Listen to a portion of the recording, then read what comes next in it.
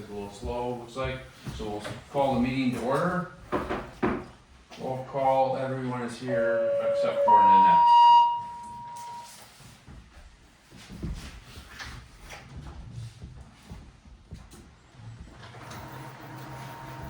Alright, and now, any comments from citizens? Do we talk about, we save our discussion citizens for town hall, or for the legal old business town hall, we discuss it now? I had some people address, We can wait till the town hall. Yeah. I think the only thing else, citizens comments, there's an individual that's interested in the old tractor, the case. Okay. So I think we'll talk about that in for new business agenda for March, but we were approached with an individual that would like to possibly purchase it, so. That was, I think, one of the only citizen comments that I've received. Awesome. Good news. Clerk's report. Glenn and I went to training on Friday over in Barneveld, and so we both have been certified for board review. It's a statutory requirement that one member of board review is certified each year, takes the mandatory training and gets signed off. So we were both there, which is good because it gives us a backup. I did last year. So for board review, just a little bit on board review, we will not have our 2026 tax roll completed by that point in time because we're doing a reevaluation. So we will have to call the meeting and adjourn because we will not be able to do open book prior to, which is also a statutory requirement. So once we do have a tax roll that's complete by associated appraisers, then we can do the open book, and 7 days after open book, we can schedule board review and do the board review. And then any subsequent challenges or somebody that's gonna want to have their taxes, say that the appraiser was wrong, and then we'd have to go to hearing on those if necessary. Will we have the actual open book here for people to view? Yeah. Okay. Oh, absolutely, Okay. yeah, right here. I thought that was an issue maybe last year. Well, we had it here, the appraiser was available by phone, Okay, which it was. is completely okay for open book. When it comes to board review, he'll be here, we'll ask him to be here, Okay. and they have to be here for board review.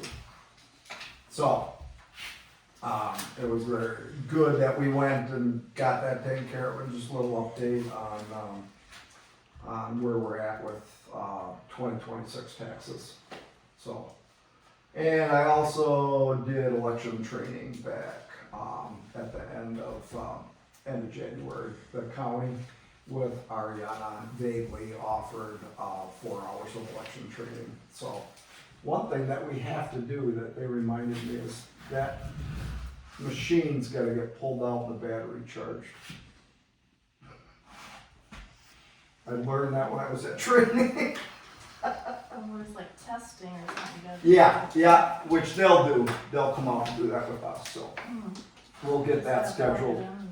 Yeah, the next election, there were no primaries, so there would have been an election in February. There's 4 elections. There was 4 scheduled in 2026. There would have been a primary in February, the general spring election in April, and then a possible primary in August, and then the general election in November. There were no primaries for us, so we did not have election in February, but we will have one in April. So.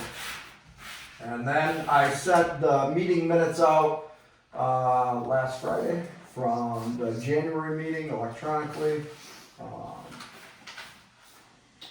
I had a chance to read them.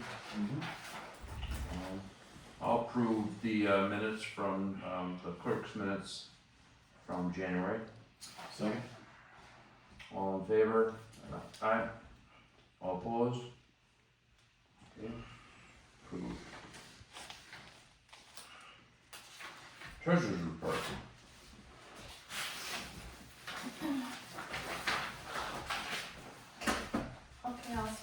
top.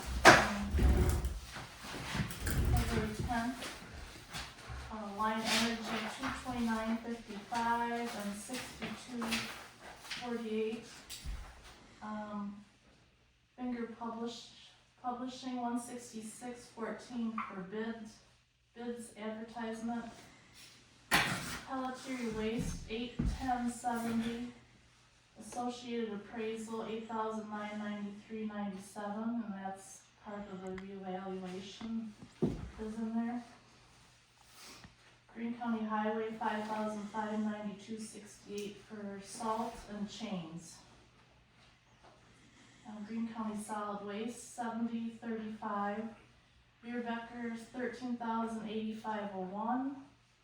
Morris Media 122.23. That was another advertising for bids. Bowen Oil 631.80 for diesel fuel. Monticello Fire Rescue 1 accident, $420 that I gotta bill out. Somebody Argyle. They responded to Monticello Fire first half due $16,522.50. Green County Treasurer for postage and printing for our tax newsletter and tax bills, $992.95. Dish Quarry, $535.86 for chips. Me for 2 toners, $288.83. Payroll for me, $515.67. Shane is $2,821.57. Steve, $1,064.03, and Bill, $360.16. Credit card is Casey's and Farm and Fleet for $868.28. QuickBooks $283. It's more because of the W-2s and that. TDS $151.46. And then a deposit interest income $435.94. Interest income. Because there's money in there right now. And the rest we have property tax deposit, $140,000, $124.32, and then there's like a State of Wisconsin MSP deposit, $189.60. Property tax deposit, $330,297.85, and a State of Wisconsin Forest Cropland MFL deposit. Somebody switched, I think, from forest to residential. They took it out of the forest. I know we have to pay the county part of it. Transfer of land out of the forest. So the zoning, Yeah. QuickBooks, the payroll tax, $1,208.38, and then property tax, $349,934.92. They're working on the final deposit for taxes, and then I have to pay the county and the schools again. I don't know what all that is, they just work on those numbers. Why does it come in parts, like a big? Well, they collect taxes up through December, and then they give us all the money, and then by January 15th, I gotta pay everybody. Then whatever comes in January, I get all the money, and then I gotta pay out again. And then in July, they take care of all that, county takes care of all that.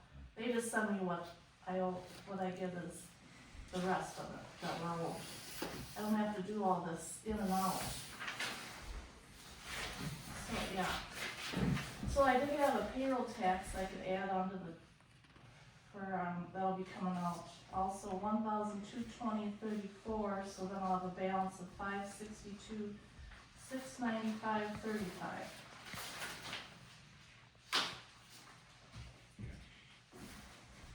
But I know, I don't have all the final numbers from her yet for the last payment taxes. that Rebecca one, that was just a lot of the bids and all that, it was consulting. So why didn't Beerbecker take care of the radio and, what were the two on there? The two have bid advertisements Yeah, in the local papers, the Monroe Times and then the Messenger Post Recorder. okay, Oh, are they supposed to pay for that? No, No. okay. no, we pay. No.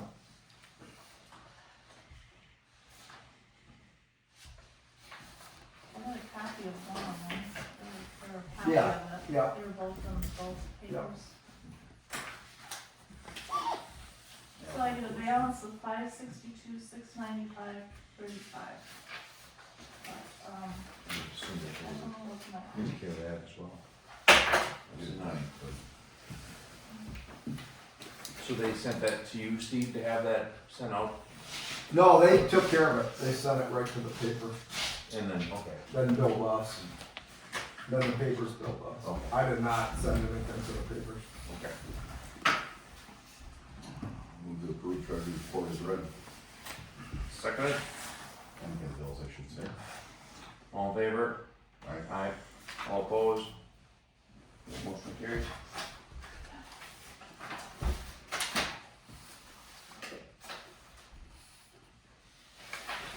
Chairman's report, the only thing that, sent over was this, the tractor information, correct? So I saw, I guess bouncing off of, just stepping is bouncing off of what Steve talked about at that meeting, but went to, there was an interesting discussion from an individual who runs the 911 agency across the state. And just the sheer cost of, and the concern of recruiting EMTs and keeping it staffed. And, there's a lot of funds out there, but you have to create a district, so you have to merge and recreate. But a lot of these that were struggling with just all volunteering, I mean, some of them, they were taking over almost an hour to get, from the time the call came in to the time they left the garage.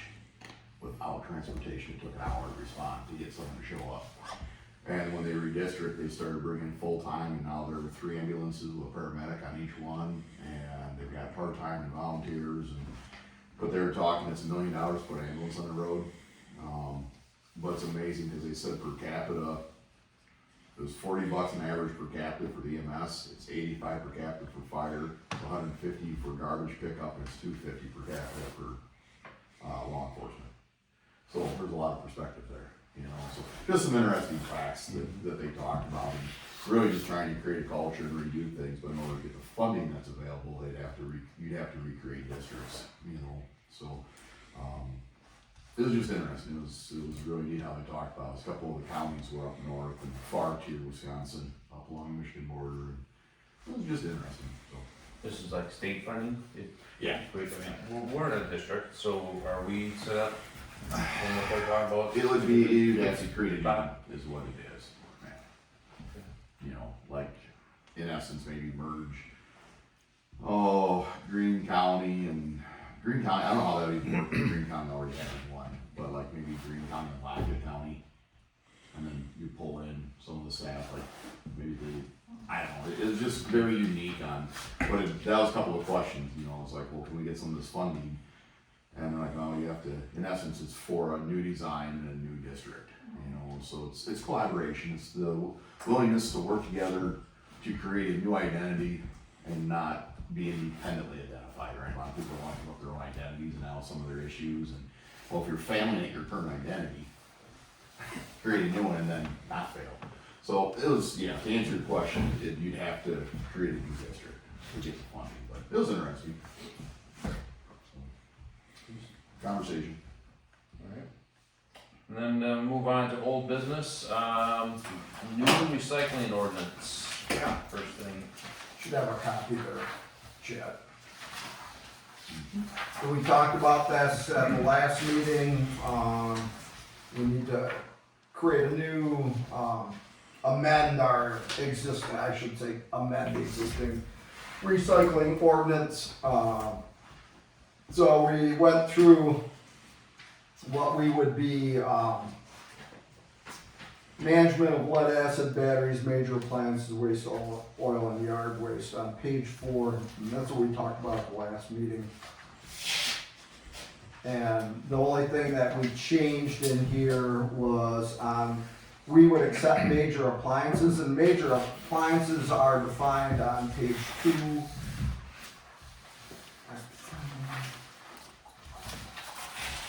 Eight. 8. Yeah, there it is, yeah. Means a residential, commercial air conditioner, clothes dryer, clothes washer, dishwasher, freezer, microwave oven, refrigerator, furnace, boiler, dehumidifier, water heater, or stove. So we said we would accept all of those appliances except anything with Freon, even if it has been removed. That's what we talked about at the last meeting, and so I made that correction to the document, and then everything else is as the old one was, and in accordance with the DNR template that I followed as well. Okay. So,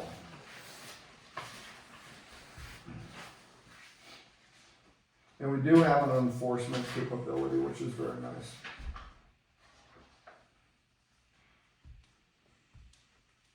On page 6.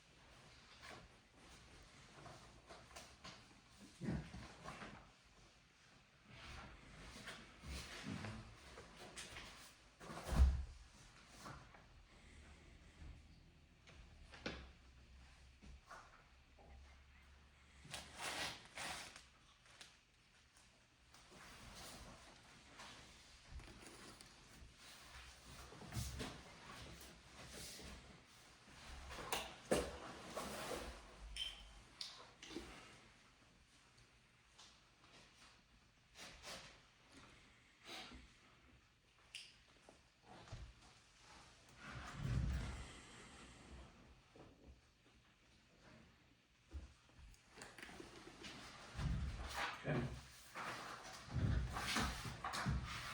I move to accept the amended Donald Washington recycling ordinance as presented. I'll second it. All in favor? Aye. Aye. All opposed? Okay, motion carries. So procedurally, we've adopted it today, but I will get you guys to sign, and then I'll get Nanette to sign. So, let's pass one around, and you guys sign it, and then I'll get Nanette to sign it. We'll consider it adopted today.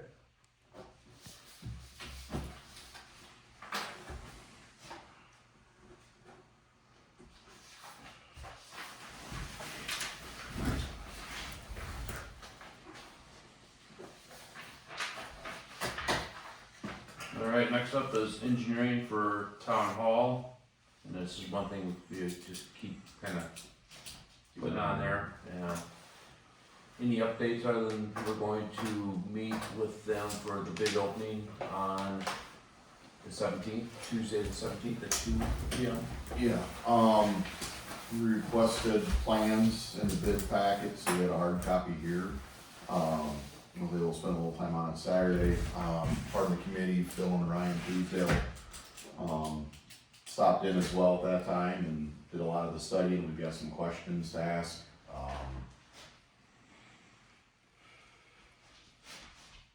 How do you want to proceed? You've middled on it for a little bit, I guess. I'd like to have your guys' input now as we prepare for the 17th. Well, the bid opening is gonna be just looking at the numbers as they come in, you know, and it'd be nice if we were able to see that contract for Beerbacher. So, for example, you've got a $13,000 invoice that came in.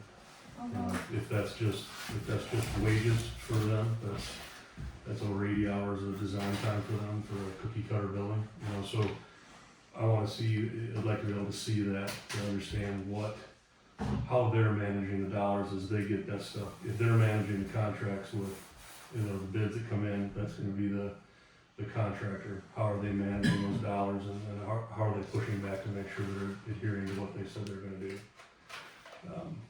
Those are some of the things that we'd like to take a peek at. As far as the bid packets themselves goes, I don't think there's gonna be a lot of questions there.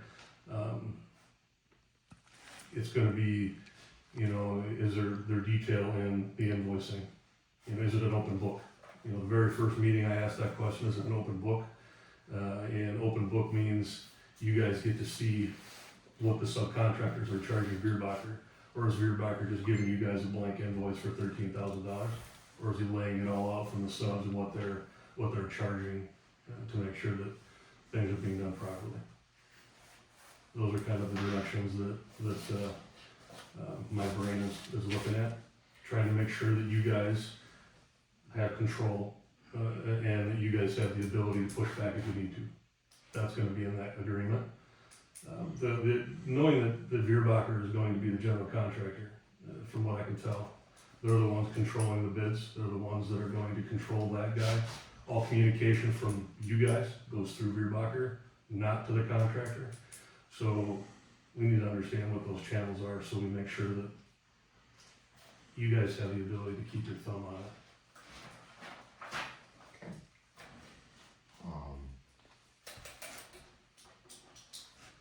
Following up on the contract to those questions, what else, Steve? We're gonna follow up on that contract, I'll ask Marty for a copy. and then we're gonna look around and then things got shuffled around in between transitions. I did not find one, Yeah, so, a paper copy or an electronic okay. version of that, engineering contract. I don't even know when it was signed. Do you recall when it was signed? I don't. It's been a couple of years, Mm-hmm. so we'll track them down. It's something to think about. What's up? So something else that just mentioned, is if there's anything in that building that we want to value engineer to save money. That's the kind of conversation we had with Bierbacher. Once, it doesn't have to be at the bid opening, but once that bid is selected, then we can have a conversation with, if you wanted to back something out of that building. There are some things there that are pretty high-end expense that the question should probably be asked. So, one of those I had was, what changes can be made without state approval where we need to have a state approved plan, what's deemed necessary and isn't by state standards, correct? Correct. What can we touch and modify, and one of the things that we noticed going through the plan on Saturday was that the whole thing is spray foam insulation. That's a wonderful product, but it's very expensive and very top end. You can't get anything better than that.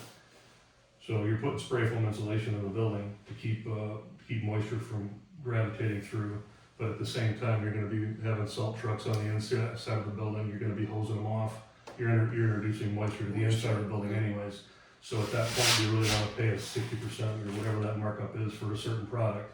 And that money, when it's not really, it's a different, for a different use. Cost benefit may not be there. So those are questions that we wanna ask with, when the time comes with Bierbacher. There's spread footings poured underneath the interior walls of the office spaces. Not 100% sure why you need a spread footing for a 2x4 wall in a non-load bearing truss situation on the inside.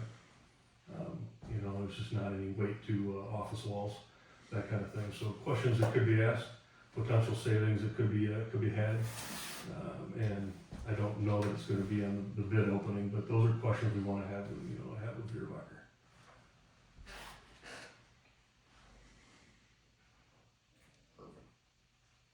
Anything else? No? Steve? No, I don't, no. Steve, are you okay asking us to see, us asking to see that contract? Okay. Just want to make sure everybody understands. We just want to, Yeah, we want to make sure that Bierbacher is somebody's got their thumb on them to say, you need to do this a certain way. Yeah, like you said, what's state, I guess biggest question, what is state approved and what is designed at top end by the engineer? Is it the same or is it two different? We don't wanna mess with things that are gonna require Right. new state approval, Right. but there are so many things in this plan that do not apply to state code. Yeah. You know, ADA access, design loads, those kind of things, that's state approved, but the insulation, some of the fit and finish kind of things, there may be some opportunity to It's that conversation, those are relative questions to be asked at the time we open bids. I would feel, that's what we're there for, so. Right? The opening bid is gonna, the opening of the bid package is, in the bid document, it said that you guys have the ability to ask for all the finances of these companies to see if they're even capable of supporting the bid bonds, that kind of thing. And whether or not any of that is being done or has been done, that's all gonna get ferreted out at the bid opening. They're gonna bring their stuff, their documents, are they gonna be able to support a bid bond for $2 million or whatever that ends up being? All that's gonna be there, and a lot of those questions you're not gonna want to ask unless you actually read through that 1.5-inch thick booklet. It's the booklet, not the plans. Exactly, it's in the booklet. Yeah.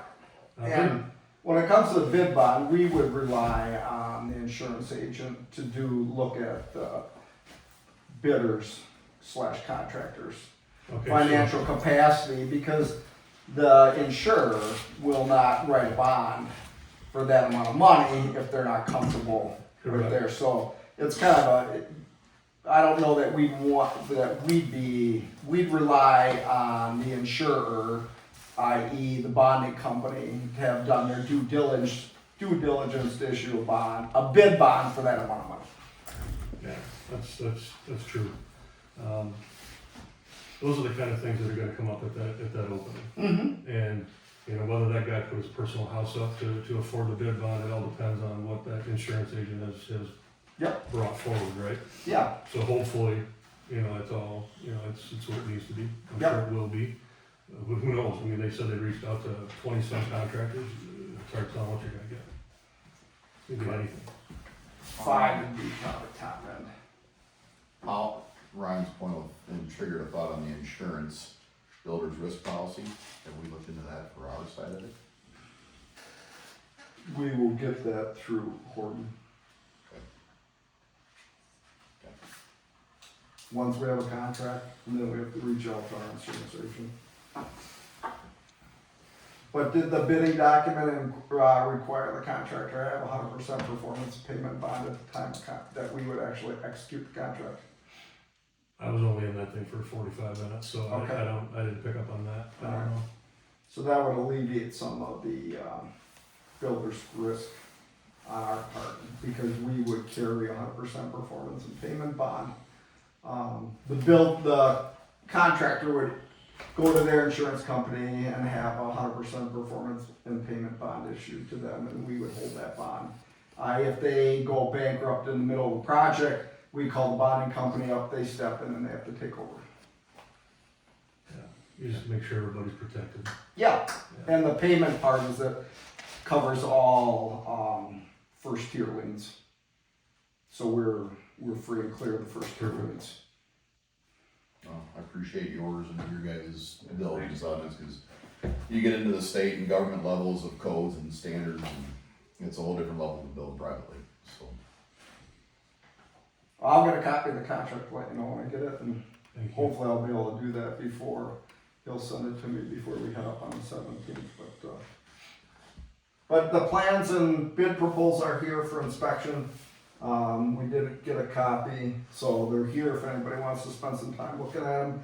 And then Tyler Art is here, he asked to say a few words as well. Not Tyler. Pardon? I'm Dale. Dale, oh, the card said Tyler. Oh, I'm sorry. You gave me a Must card, have I gave said my Tyler. son. I Yeah. assumed that was you since you gave me the card, but okay. Yeah, I did call your engineer talked to him for probably 20 minutes or better on this project. We do a lot of projects like this. This is my 48th year in the business. We're a big guru in infiltrating heating and snow melt systems and plumbing and wells. We just finished the town of Rutland's, which is 9,000 some odd square foot township over between Brooklyn and Oregon. I got to design the system. I was on the building plan of the building, and so I got to design the plumbing and infiltrating heating well. So went out to bid for apples, exactly apples for apples. You had to bid this and that's it. I won the heating bid by $200, the plumbing bid by $100, and I was the only one that put the well bid in, so I got all three. When I talked to him about I questioned the piping system on the plumbing and the well. We have a lot more going on in the town of Rutland than you do here. This is not well at all. I questioned, why do you have a 2-inch water service coming in from your well?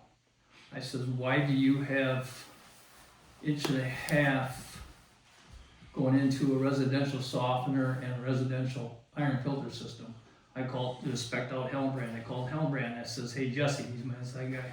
I says, this is the quotation here for this, but it shows with the 2 inch, 1.5 inch water service coming in there. And I told him what we had for fixtures in there. He goes, that's grossly oversized and your units are undersized. And I said, well, that's what I thought.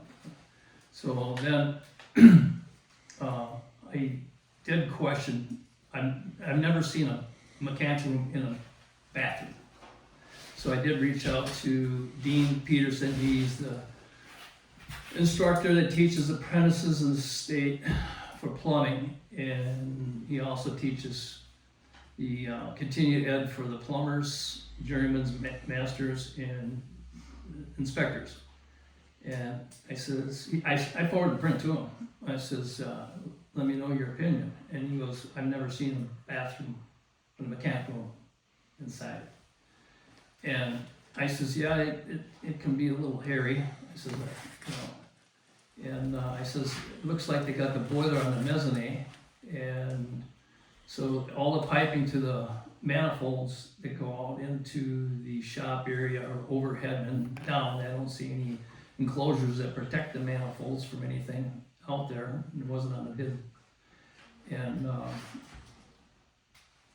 the tubing layout was for the heat loss, wasn't in front of the overhead doors.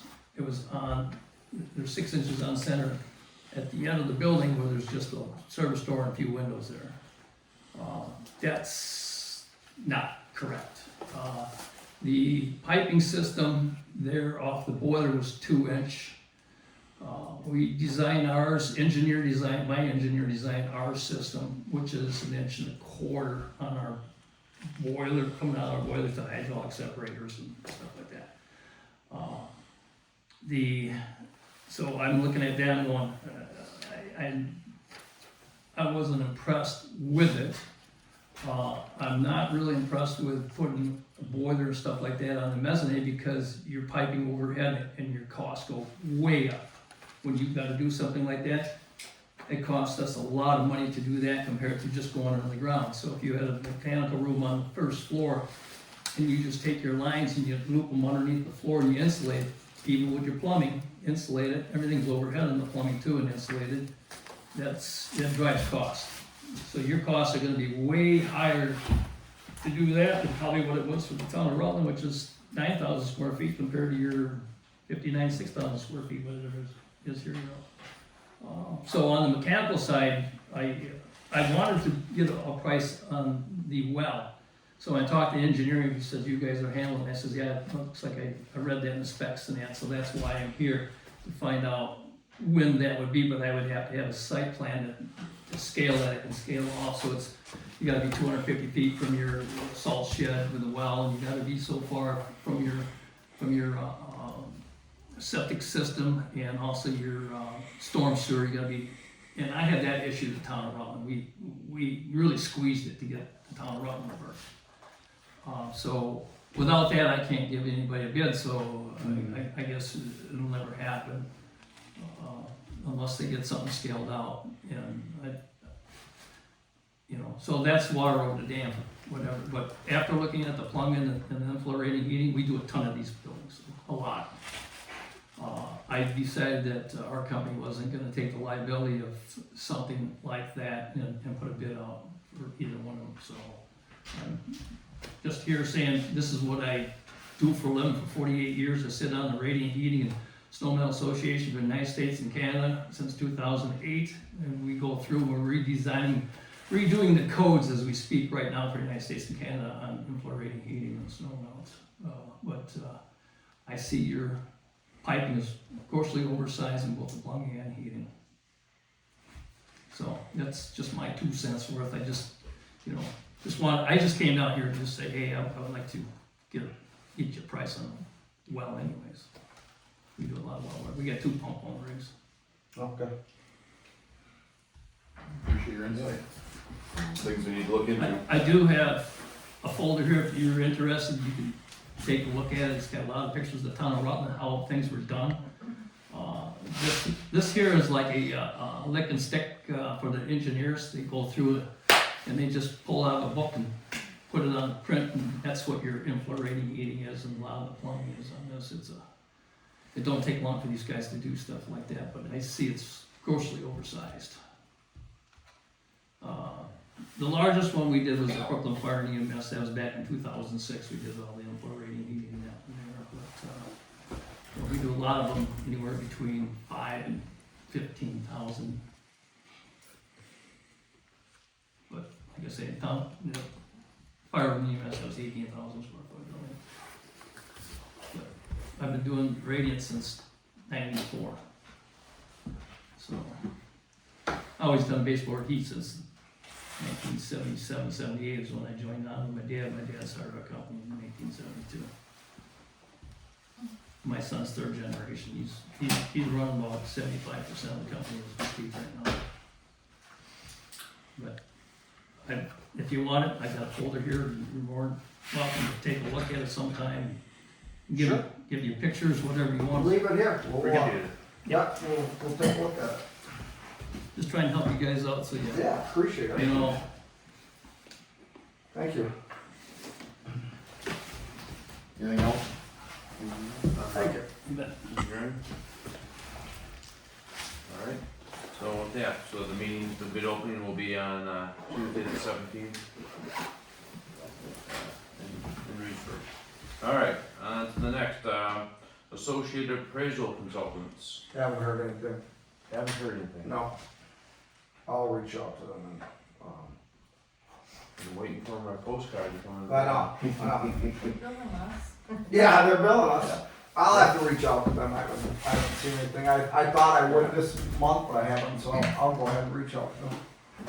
So they're billing us, what are they doing to prepare themselves for this? Like, I guess I don't know, Yeah, exactly. yeah, how long it's gonna take when they start. So hopefully we'll know by next month. Yeah. Maybe we'll get something in the mail.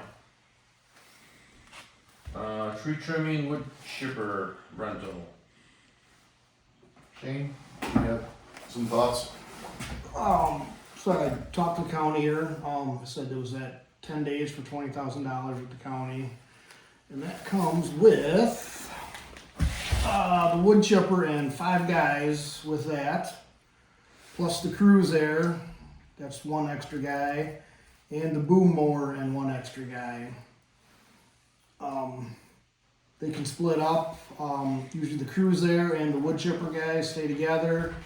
With that cruiser, he can reach up 15-20 feet, cut it off, pull it right to the ground, throw it right in the chipper. They can do all that. The boom mower, he can go out and do small trees like that. They like to have the boom mower in when they're doing a lot of their chipping, so they can get into the stuff that they're trying to get to. You know, you want to make a nice path, so he usually makes a couple swaths through there, does that. Then that crew can go in there. If we have spots where we don't need the boom mower, I can send him somewhere else, and they'd be happy to do that. So tentatively right now, I talked to the county and they said probably about 2 weeks out when they would probably get started. They're hoping to get some stuff done last month here. We had that cold snap and nothing got done then, so everything's kind of behind again. So, which is actually good because we got this nice weather coming in. It's going to melt the snow. They can actually get in there with that mower and actually get down to the ground instead of leaving stuff up higher. So that's what I have with that. So it's 7 to 8 guys possibly coming in for that 2 weeks. So Wasn't a lot of money, but for 2 weeks, I mean, just, if you start breaking that apart, I looked at M&D to rent their tractor and boom mower, that's $3,500 a week plus a set of blades. So that's 38, that's another $350, so that's another $38.50 without an operator. Yep. Without fuel. So you're $4,000 there. And that's a fifth of it. That's a week, Chipper, said? that was a per week. So, you know, $4,000, that's $8,000 off of the 20,000 just to rent the boom mower. And like you said, if they're willing to move a little bit yep, per year, I mean, you're gonna have to manage it. they've done this before where they go up and down. If there's nothing for that boom mower to do, we don't pay for that. That guy gets out of the boom mower and he gets on the other crew and they start doing some other stuff around there. So So they keep the boom mower in the area. they keep the boom mower in the area. Obviously, everything at night they all kind of park in one central location, jump in the truck and go back to Monroe. But let's say we're doing something across 69 over on Allison Road or something like that, and we've got them working out here. They're happy to do that. It's Okay. just, yeah.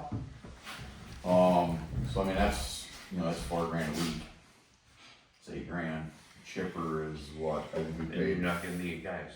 $500-600 a day, was it? We rented that chipper. I got it.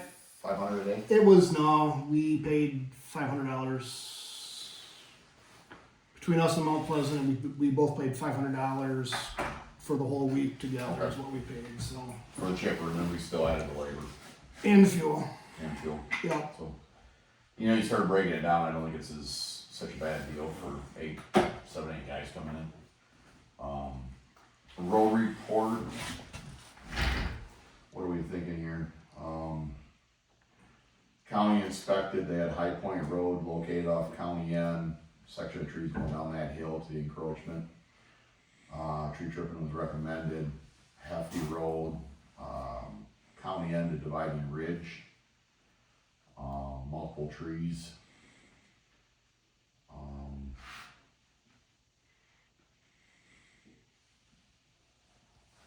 I know Roby Road. What do you think on duration of time?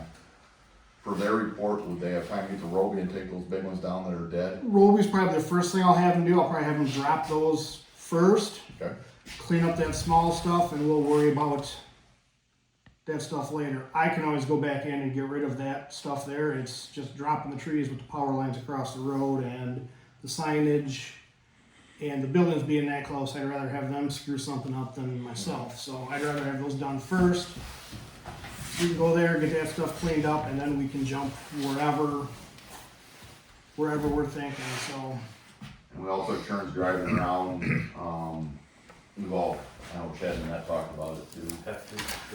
Hefty for sure, I agree with Roby, Shane starting there probably. yeah, I know on center, there's a few. I got a couple here on a list too that we had Come here, look. talked about. Let's see if I can find them first. I might not even have it with me, but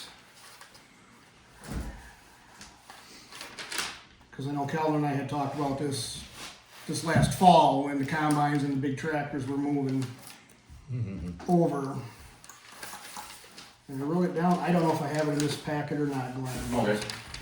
I don't disagree with Roby, I know, and I don't know what route you'd want. I found a small one here. I got Hefty Road from End to Dish Road. That was one of them there. Yep. They have Dividing Ridge from Adams Township, basically all the way down through. There's stuff on both sides of the road there.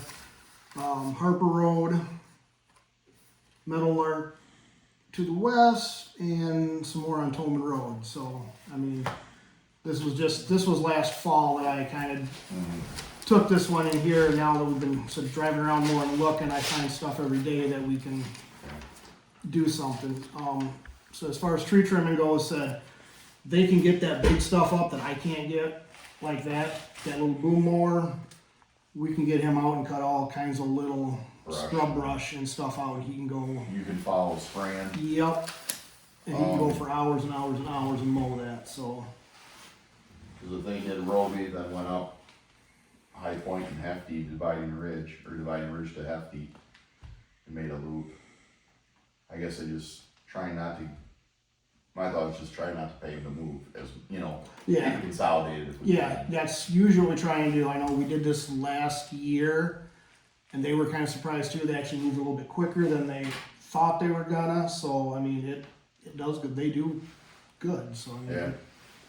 so they did have to move I a know little there's bit a little on last year. center there, top of the hill south of Ryan and Kathy's by Randall's, and down around the corner at Loveless and Center. We haven't done nothing with it for years, but Yeah, I do it's think they're getting lower.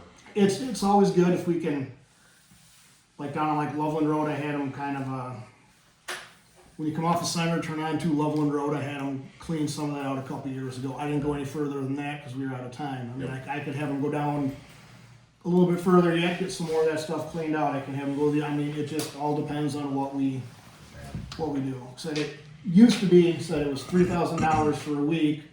Well, this was 10 years ago, and this was 3 guys and a wood chipper. Now we got the boom mower and the cruiser and everything else in there. So it's changed. So Yeah. I think the biggest thing is just figuring out the route that's efficient. If you skip center, that's fine, you know, you catch, I guess my thought is Roby and then probably work up the route they talked about, High Point to Dividing Ridge to, yeah, I guess it's and- my thought. And I mean, you might find they can get a lot more done in a day, and then they might run into some other stuff too, where it's going on, this is taking longer than we thought, so Right. it's, Yep, I get it. But just, think we go that route and just keep us up to date with how things are going.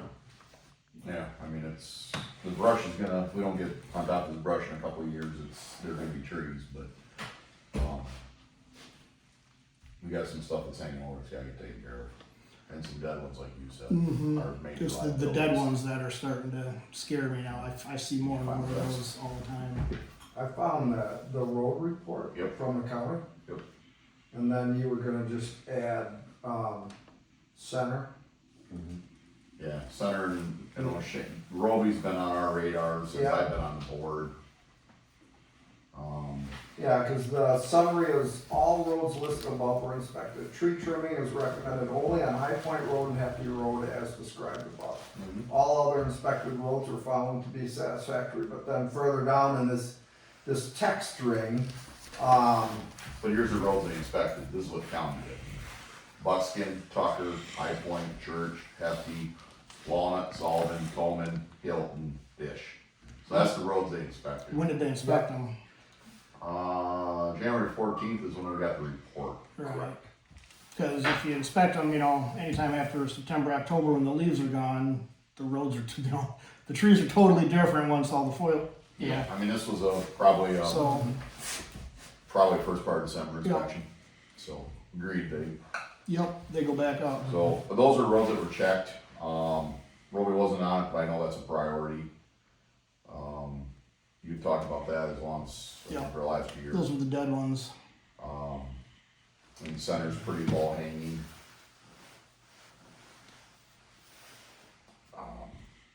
And we're gonna find that on every single road, there's gonna be something sticking over. Cause I had brought up too once on Tolman Road, there's a great big tree on Tolman Road that needs to come down one of these days too, and the county said they wouldn't touch it. Yeah. They want nothing to do with that one, so, Big time. yep, they want nothing to do with that one, so. I think the biggest thing is just managing, like you said, Shane, the efficiency of moving, whether it's, if we do this, whether it's Roby and then for the inspection, High Point and dividing, and then sneak back into center, or if you wanna sacrifice and make sure we get center, you know, I mean, you know what I'm saying? It's, Usually I might find out in the morning, hey, they're on the way, where do we start? right, Depending on what time Where of day they're it coming is. from. Yes, where they're coming from and when they finish up, so, and it could be at 3 o'clock in the afternoon, I might get a phone call, say, hey, we'll be here at 8 o'clock tomorrow morning, I get a phone call at 8:30 and says, hey, we're heading your way right now, so I said, I don't know what to. The question I had when I was out driving, what happens with, town line roads, like, Allison?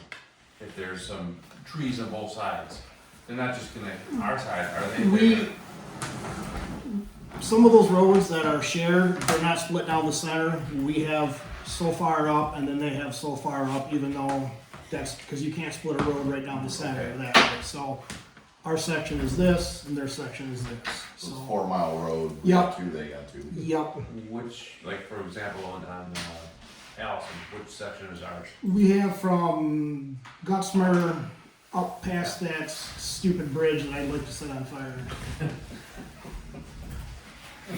Okay, there were some trees that I thought needed to be trimmed, but this. Definitely sliding backwards through that thing, Oh, the that's snowplow. it. 69, you know, Yeah, so down a half it'd be mile. road side. They're also okay. I move that we accept the 2-week bid for tree trimming by Green County. Letting Shane use his discrepancy based on where they start. Doing off of the tree trimming report, following that, High Point Road, Hefty Road, per their report, and Roby Road's trees, whatever orders the efficiency of it, center if possible. Did you, is that what you sent me or? Yes, I sent you the Okay. road report inspection, so we're gonna Okay. follow High Point, locate off County End, and then Hefty Road, along Hefty Road from County End to Dividing Ridge. So it's the report I sent you Okay, to review. We'll add Roby Road, time permitting, And Roby. center, So, yeah. center. okay, When really from Randall Smith's to, Loveland and center a little bit to the south, okay. I think was the Around those worst. corners. Yeah, I think it was the worst. Yep. I'll let you use your management on the And- discrepancy of it. With that, we might have a couple extra days yet too, so that's always So good. we're gonna put it in your hands. Okay. Keep up with the spraying on it and let you manage the. If I can break that mower loose and have him go somewhere else, I'm probably gonna send him across Highway 69 and there's a lot of little stuff on some of those ditches there that I'd like to get mowed out of there, so that would be one of those too, like over on Harper Road, there's a ton of little brushy Sure, stuff if over they there, go I'd center, love to Fairview get, Road, yep. right? So, yep, yeah, I, Okay, if I can get them to break loose and do that, I will do that. Are we gonna be able to keep up with the spraying if they're doing so much? yeah, I mean, I always keep a little bit of spray back just for this time every year, and okay. I can mix it up, and I got a nice 5-gallon backpack sprayer that I. And if I'm around, I can walk for an hour or two at Yep. 4 o'clock after work and Yep. help you. So, I moved to that with the $20,000 for 2 weeks. I'll second it, all in favor? Aye. All opposed? Okay, motion carries. Thanks, Shane. Fire sign installation resolution. So if you have a copy in front of you, if you'll recall from last month's meeting, there was discussion about charging for the installation of fire signs. And so, the board asked me to draft a resolution for, a fee associated with that based on what the discussions were. And my notes had indicated that we would have a flat fee of $50 and $100 per hour for locating proper sign location and installation. And then if the town is required to pick up the sign, it's an additional $50. So you can read through the resolution. I just said, whereas the town of Washington requires standardized fire signs to be installed at all residences, lots with standalone structures, whereas the town finds it necessary for said installations to enhance safety of the residents, whereas multiple agencies use these numbers for first responders, whereas the town shall charge the following fees for said installations. Now that's when we might want to have Nanette put her eyes on it before we go through it, because we haven't talked about this previously, but I wanted to get both of your thoughts on it, if there's anything you want added or removed from the proposed resolution. I'll keep it on for next month and we can finalize it next month, but I wanted to get a draft in front of you so we can get closer to getting it done. I have a question. Yes. Is this only on county roads or is this all the roads? Cause this only came up because the highway department asked about putting signs up on the county roads, which they generally take care of all that. I know on our township roads, it's whatever the fire sign cost, was it $50 or $60? That's what it cost to put up a fire sign, so. Yeah, I believe this was just, we talked. That's what I wanna know, This is was the county- this is just for county county roads, like county C, county N, Yeah, stuff like that. So if you live on High Point Road or Roby Road, it's just a flat $50 fee, or that's the question I had. And I have a question as well. When we talk about these fees, this is what we're gonna charge the county Yeah. for installing them. It isn't what we're gonna charge the property owner for doing them. This is county. Okay. Okay, just so That's we what I wanted make to that make sure. clear to Yeah, people. that's what I wanted to We're make not sure. gonna bill them $100 for putting up Right. their fire sign. This was, the county had asked us to help Yeah. Yep. install what I thought. signs, and so Just this making is it clear. billing back to the county. Cause usually the county, anything in the county road right away, like the stop sign at the end of High Point Road, and, excuse me, County N, if that gets knocked over, that's the county's responsibility to put that up, not mine. So it's on our road, but it's in the county road right away, so that's where it gets weird. So I just wanted to make sure this was only on county roads, Just county roads. just county roads. Okay. I still would like to table it for. Oh, yeah, Yeah. yeah, yeah. Well, I need to add that this will be billed back to the county, and that'll just be on the county road. I didn't realize it was just to be on the county road. Well, that's sort of, I need to look at my notes too, because I thought we were talking township. But that one makes sense to me, why the county's having. They wouldn't put them up. They don't put them up. County wouldn't put up township, so it would No. be this county. No. so. On any township road is the So I responsibility. just wanted to make sure that was on Okay, there. and they want our help to put them up, so this is what we would charge them. I'll get that added, we'll have it for next meeting. Perfect, thank you. And then we're just keeping Loveland Road box culvert on here. Have you got any insight on cost or? I did, actually, I had them send it to me today. Unfortunately, that is something we have to look at. Go ahead, Jane. Basically, right now, what I got from the county was basically an invoice, and it's just a 80 foot, and I believe it's just a tube they're gonna put in there, Mm-hmm. and it comes to $40,000. That's their estimate. That's their estimate. 54 by 80, $40,000 is what I got for them. So, that's all I got right there. Project 1, size 54, length 80, cost estimate, total 40. what's the 54 and 80 inch? I'm guessing that. Well, length is probably 80, 80 80 foot. foot. Size could be a 54 inch, She's awfully long. 54 inch tube. But it is a box. There is a box culvert there right now, so it's, They won't be putting two in, would they? they might be putting two in, because it's, To me, that makes sense, you have two 40 they're foot. putting two there, Say so 80 feet seems to.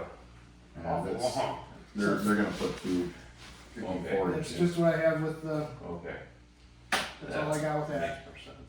So the county's billing is not the best, so. No, that's not a bill, that's an estimate. Right, like I said, but Can I see that?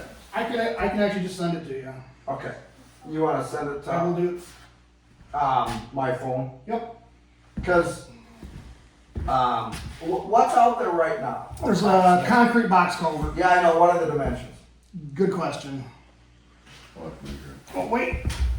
There's a 54-inch diameter. Here. Oh, Take a there, look at that. got it, Just have a question. yeah. What is directing us to have the county do it versus Nothing. getting a bid from Dish or someone? I mean, it's still gotta be put in by state standard, right?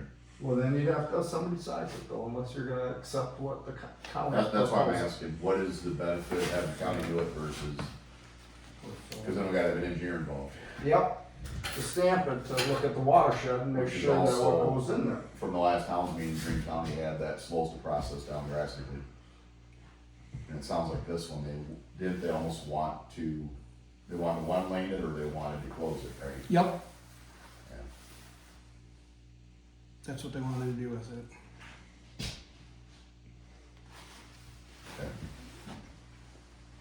Seems like a lot of the two of them, but.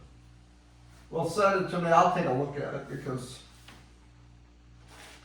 2 54-inch pipes. That's a lot of water flow. Surface. A lot of water flow. But I don't know how much land is a drainage, Shane? It's dry 95% of the year. Understood, that's Yeah. irrelevant, how much, what is the drainage area? There's gotta be a couple 300 acres. up Yeah, at there. least. You think that much? Yeah, probably. Yeah, maybe, but it isn't that big of an area. No, but That it comes. goes all the way up past our new building Yep. site. Yeah, That's it exactly does. what I That was. whole area feeds that. Yep. Well, you gotta pull over, I would think 200 at least, maybe 3. Yeah, maybe 200 at least. Yeah, that's a lot of surface that once in a 100-year rain that we get every 3 years. Mm-hmm. Well, not to be stupid, they don't accept the fact that it's this size now, and that's the equivalent of 154-inch pipe versus anything like common sense that's been there for 100 years and this size has been fine. You use that word. I mean, that's part of the reason we would go with the county, is they would look at it and say, you know, They're sizing it. hopefully they're just doing it to get us by. I mean, it's gonna I get mean, I don't tight, know. but we gotta do a little more investigation on it. Let's take a But look yeah, at if we, I mean, I'm sure someone could do it cheaper, but then you get an engineer involved and how long it's gonna take to get a state plan pushed through and we can't close that road.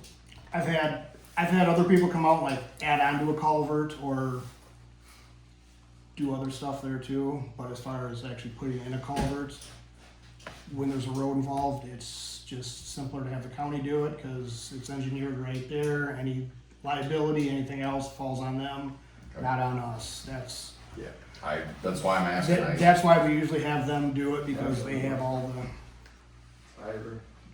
Approval and engineering and the liabilities covered. Yep. Yeah. Good to know. But I do wanna table that Keep that on next. for March. In my personal mind. Thank you, Shane, for getting that to us. Okay. Thanks, Steve. Yep. That's it on the old business. Yeah. New business, proposed amendment to the town road construction ordinance from the plan commission. All right, so if you will recall, at the last meeting, there was a discussion to have the planning commission look at revising the town road ordinance to include a provision that would essentially say that the only way the town will take over a roadway is if that proposed roadway has 2 entrances and or exits. Meaning no dead ends, no roadways with cul-de-sacs and no outlet. So the plan commission met last week and I informed the plan commission that the board had asked us to draft that language, and so we looked at the existing ordinance, town road ordinance, and added a item under maintenance of existing roadways. It would be item number 2, and it would state the town will only take ownership of a roadway that has 2 entrances and exits. It's not very elaborate, but, it gets to what the town board had asked the plan commission to do. This wouldn't affect roads that we've already taken over, Correct. like, any cul-de-sac we're already doing, we would continue. Correct. But going forward, we wouldn't take over any roads that are single exits onto the highway.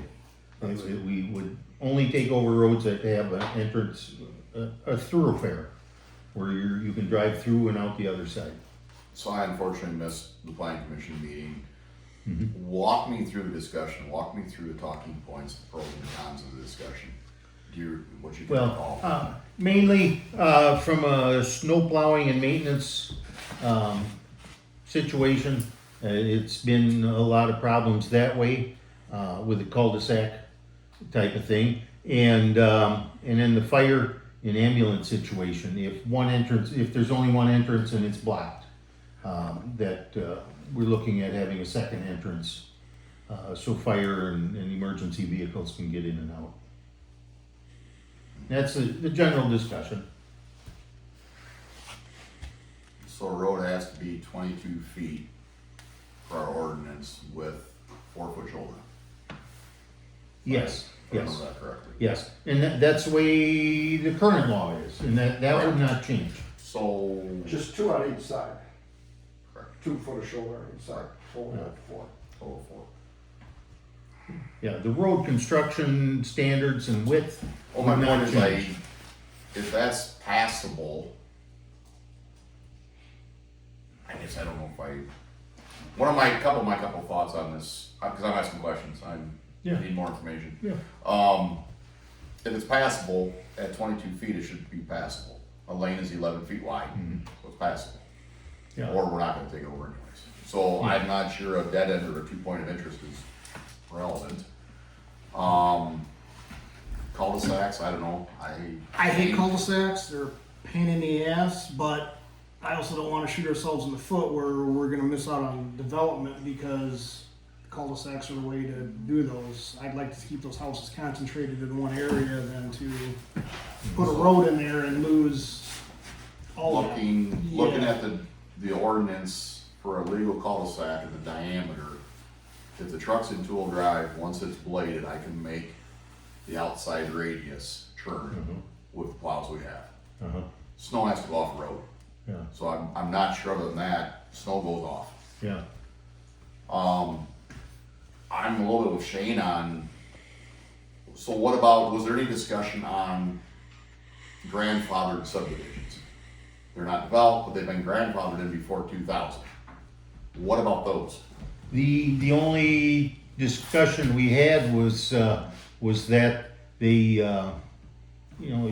would have to alter their plans before we would take them over. And this isn't saying they can't build them, that they can't, it's Right. just saying that, Or a towns association would have to maintain the roads. yeah, we would take them over for future maintenance and snow plowing. So what if there's 2 entrances, but there's still a cul-de-sac on one of them? Like, I Monty. mean, so it won't be like a horseshoe, correct? Mhm. Correct, it's a horseshoe, but yet there's a cul-de-sac offshoot of it, or Yeah. in the center of it. Yeah. It's still a cul-de-sac, Yeah, yeah, so it's not a true through road, but the main artery is a through road. yeah. Yeah. So was that discussed, or? Not that particular instance, no. Yeah, and this isn't something we're in a hurry to pass. We just discussed it and recommended on to you. So, cul-de-sacs, they're time consuming, usually in the mornings, I just try and get the roads opened up to get the buses through and everything else, and then we go back and get them cleaned up, but it does take quite a while to clean up cul-de-sacs. It does, It does. the more we have, the more time, I mean, I think Yeah. I'm guessing it's extra 10 minutes per cul-de-sac, At least, and depending on. that Yep, that adds up. it does, Up by us is a good example. yeah, You got cul-de-sacs all over the place. You Yeah. guys are in and out of there quick, try and get. clearing it, and you're there forever cleaning the cul-de-sacs out. Well, I appreciate the discussion, Yeah. I think it needs certainly to be tabled but So continued I- discussion. I don't wanna see us shoot ourselves in the foot by not allowing cul-de-sacs, cause that's, I mean, Well, you guys are gonna continue to talk about it at the planning commission? Or, no? That wasn't the direction. Okay. The direction was to bring language here, and that's what they did, so. Yeah. If you wanna send something back to them, Okay. then I think you need to relay that message back to them. It's up to you guys. You know, if you want us to talk about it some more, and have questions, we can talk about it again next I time. think I would just put it on for We old need to- business. Yeah, we need to table it. We need to table it. And that was not able to Yeah. come to the, town planning commission. Or There be were- here. there- Yeah. Wasn't any expectation that something was gonna get passed tonight, it was merely, hey, draft something so the town board can start deliberations on it, so, and that's precisely what's happened and what, you know, what. I appreciate that, and I apologize, I've been trying to make those, I haven't made too many of them, and I unfortunately missed the one the other night, but, thanks for the conversation on it, 'cause So we'll add it to, we'll keep it on the Business. agenda for next. yes, Next I'll add it month, to yep. the agenda, Okay. table. Yeah, then that's all about it. It was in new business. Okay, Shane, you're up. let's see. Let's see, oh, the other day, guy from the state come down to our salt shed inspection. It did not pass again, just so you're aware of that. Which is fine, because the report that they're gonna send us is gonna say you're okay as long as you do one of two things. You're gonna build a new salt shed, or you're going to patch the existing one. Yep, And we and check that's what I told boxes, him. so we're good. Yep, that's what I told him. Yeah. So we got that there. Second thing I have is back on Grossen Road. I keep getting a phone call from Sally Grossen back there. One of the neighbors up there has a semi deliver stuff all the time. They go and turn around in the cul-de-sac and they get stuck all the time back there because it's a small cul-de-sac. Right now I told her it's winter time, and well, they put fence posts up right on the side of the road. So you can't, you've got a hard time turning a pickup truck around back there right now. So I just told her it is a township road. You can't stop traffic from going back there and turning around. So you guys can go and take a look at it and let me know what you think. But it's, I mean, I don't think we need to do anything about it. I'm just making you aware that she's been calling me about it. I did order a little lock box for the recycling center. It's more for you, Bill. We're gonna start locking that again. It's gonna have a code on there. Flip the numbers, there'll be a key inside there to open and close the gate. Mostly for when they pick up the trash. So they're supposed to have that number in all the trucks now, so it should never be missed again. But I was gonna put it out, and we got that nasty freezing rain weather, and I didn't figure trying to put out a little tumbler lock system would be a good thing with freezing rain right away. So I'll put that up here shortly. All the signs that we're gonna put up on Washington Road are in. They're down at the county shop. They actually just came in the other day. I'm gonna go down and pick those up. The next thing with that is I asked them, since we're putting in all those signs there, usually if I put in a stop sign, a road sign, something there, I just dig a hole, get it done with. There's multiple signs there. I asked them what they do with like Alliant Energy. I got to meet with Brandon Hendrickson down there. He takes care of all that stuff with the county. We can get on their list where they can come out, because usually, you know, if you're doing something at your house, they come out and check it. Well, we're doing 5 miles of road, you know, with signage on there, so it's not just one spot too. So I don't know the process for that, so we're gonna go through that here shortly. But all the signs are in. When do you want me to post that stop sign on Pierce Road and Washington Road? You said I could put it in 30 days after the last meeting. Do you want me to put that up now, or just wait until spring here when we put up the rest of the signs? Just do it all at once. Yeah. Okay. At once. All I gotta do is unbolt that one, take out the yield sign, put in the stop sign, and I got some flags for that one too, because it's gonna be a new sign there. So I got some orange flags to go on the side of that sign too. Starting with April. On 69, Yeah. So it should be up, prior to that. should be up in March. But the ordinance has been posted for the required month. Yeah. The new ordinance has been. Yep, I just wanted to make sure, said I was, So, yeah, said if you guys want me to put it up tomorrow, I can put it up tomorrow, it's not that big of a deal, but the other signs aren't going in until until the frost is out of the ground. Correct. We talked about maybe finding somebody with an auger and a skid loader to go out and do all those signs. I don't know if you know anybody with an auger that can go out and do it, otherwise You're gonna, the county has a boom truck, they can come in with the truck, drill the hole, and go to the next one. What do you want me to do? you're gonna talk to Brandon, just, I mean, we shouldn't have any underground issues, correct? well, you gotta call diggers. I know, that's what I'm saying. So I mean, I usually just go ahead and Sure, wing but it, you but can't take a chance on that. Right. You gotta call diggers and have them come out and flag it. And you're gonna have to mark each spot where the sign's gonna go. If Yeah. you don't want diggers do 5 miles of roadway, that'd be Right. crazy. Just tell them where the sign's gonna go approximately. they kind of have a list there that they work, said, I've never done this many signs before, that's why I brought up the question. Yeah. Do a little research with Brandon. Yeah, so and- usually I just go out and put in a sign and I pretty much know where everything is, but with new construction and everything else going around, I don't know exactly where stuff is anymore, so. Yeah, especially if you're replacing a sign, you know that. Yes, if there's already a sign there, that's fine, but, Then it's fine. But with- when but we're with putting new in signs- I Put would, these in with 4x4 wood posts or metal these will posts? be 4x4 wood posts. I like to use the metal posts, they go in the ground a lot easier, but they don't last near as long, they start to whip in the wind and that's about it, so. Yeah, I think you're spot on. Get some research done with Brandon and report it back, and we'll figure out the next step. Okay. I mean, we're gonna have to also maybe on your radar, figure out where to post them, where to set them. I've already got that idea. kind of figured out. Once I talk to Brandon down at the county, he'll walk me through the process with Alliance, and I can probably just go out and throw a flag in where I want the signs, and they can just go ahead and mark Then from there, we can those decide areas. But who's yeah, gonna put them up, because like I said, I feel like we're giving the county enough money right now.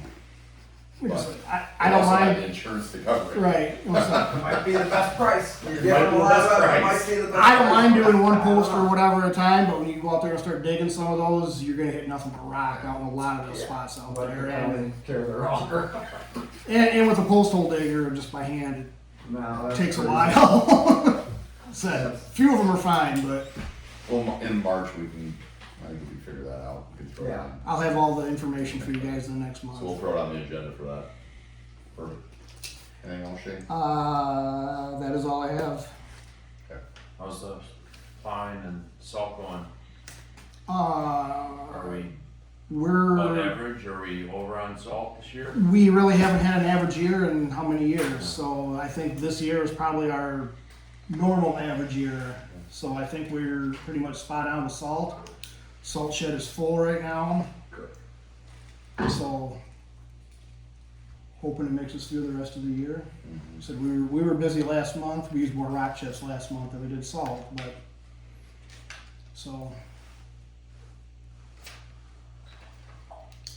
yeah. Okay.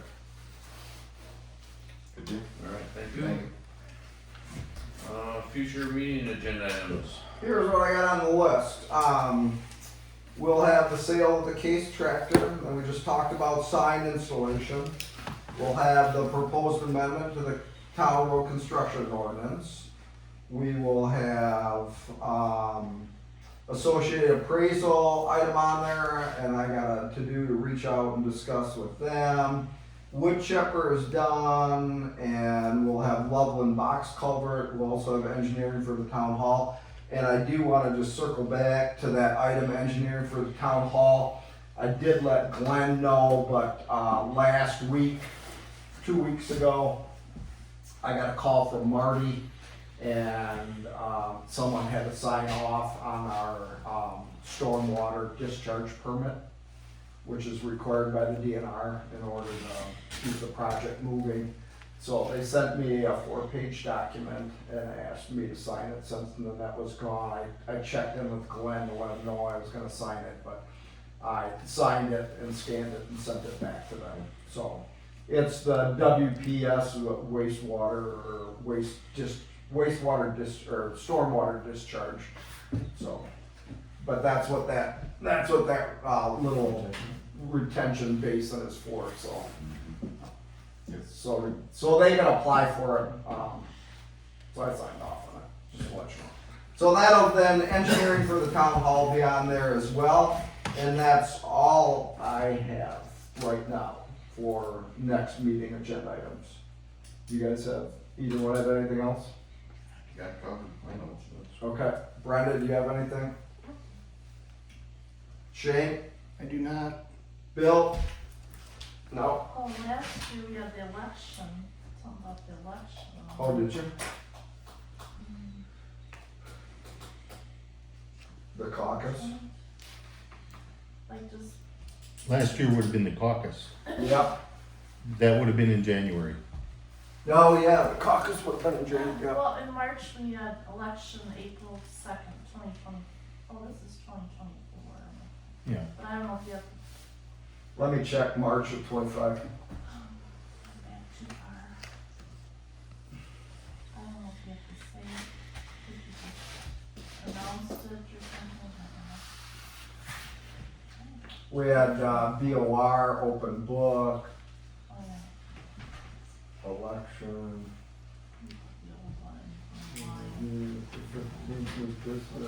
Driver's permit. Nothing.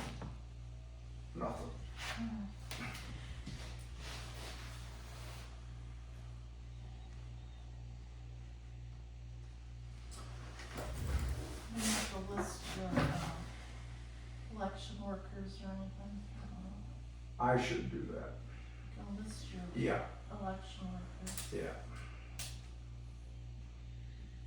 We need a resolution for that.